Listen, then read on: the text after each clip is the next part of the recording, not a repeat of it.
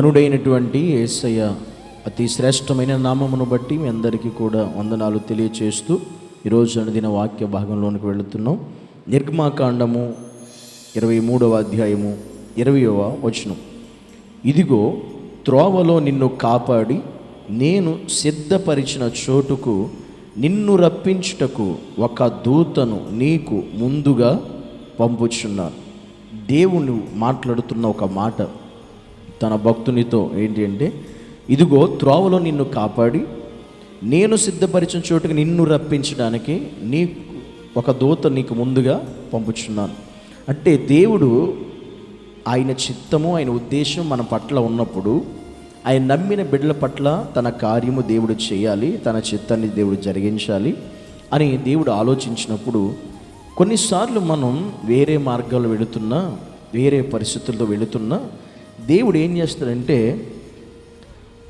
త్రోవలో మనలను దర్శించి మన త్రోవలను, మన మార్గాలను మార్చి ఆయన మన కొరకు ఏ త్రోవను, ఏ మార్గాన్ని సిద్ధపరిచాడో, అసలు ఏ చోటికి మనల్ని తీసుకువెళ్ళాలి అని దేవుడు అనుకుంటున్నాడో, ఏ ప్రదేశానికి తీసుకెళ్ళాలని దేవుడు ఆశపడదు. మనకు ఆలోచన ఒకటి ఉండొచ్చు, మనకంటూ ఒక ఉద్దేశం ఉండొచ్చు, మనకంటూ ఒక తలంపు ఉండి దాన్ని బట్టి మనం వెళ్ళొచ్చు.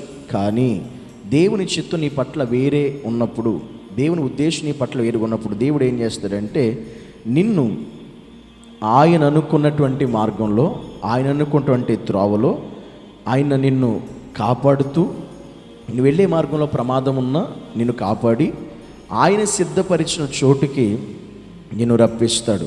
ఆయన ఏర్పాటు చేసినటువంటి స్థలానికి నిన్ను తీసుకుని వెళతాడు. దానికంటే ముందుగా ఆ మార్గంలో నీకు ఒక దూతను కూడా దేవుడు పంపిస్తాడంట. నీ కొరకు ఒక దూతను కూడా నియమించి పంపిస్తాడు.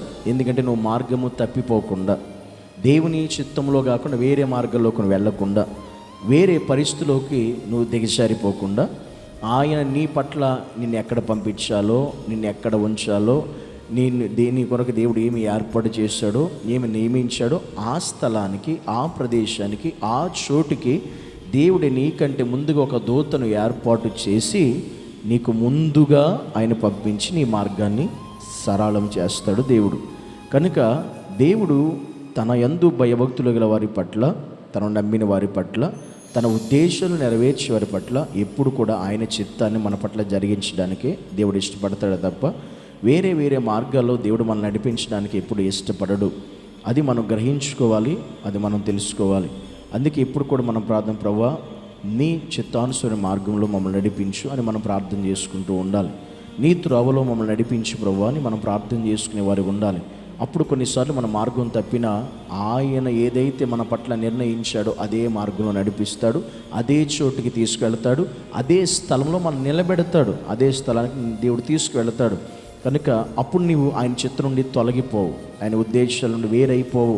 అందుకే ప్రతి ఒక్కరూ, కొంతమంది తమ సొంత ఆలోచన ఉద్దేశాలన్నిటిని బట్టి మార్గాలు మార్చుకుంటూ ఉంటారు. కానీ దేవుడు నిజంగా నీ పట్ల ఒక ప్రణాళిక ఉద్దేశం ఉన్నప్పుడు ఆయన అనుకున్న స్థలానికి, ఆయన అనుకున్న ప్రదేశానికి, ఆయనకు అనుకున్న చోటుకే ఆయన దేవదూతను కూడా నీకు ముందుగా పంపించి మరి నిన్ను అక్కడికి చేరుస్తాడు.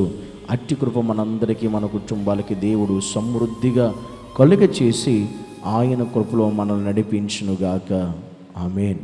పరిశుద్ధుడా నీకు వందనాలు, శక్తిమంతుడా నీకు స్తోత్రాలు. నీ సన్నిధానంలో ప్రభువా మేము ఏ మార్గాలు వెళుతున్నా, ఏ త్రోవలు వెళుతున్నా మా ఆలోచన కాదయ్యా, నీ ఉద్దేశంలో నువ్వు అనుకున్న స్థలానికి, నువ్వు అనుకున్న చోటుకి, నువ్వు అనుకున్న ప్రదేశానికి నీ చిత్తాన్ని బట్టి మాకంటి ముందు నీ దేవతను పంపించి మా మార్గాలు సరళం చేసి నడిపించమని యేసు నామమును బట్టి ప్రార్థించి వేడుకుంటున్నాము తండ్రి.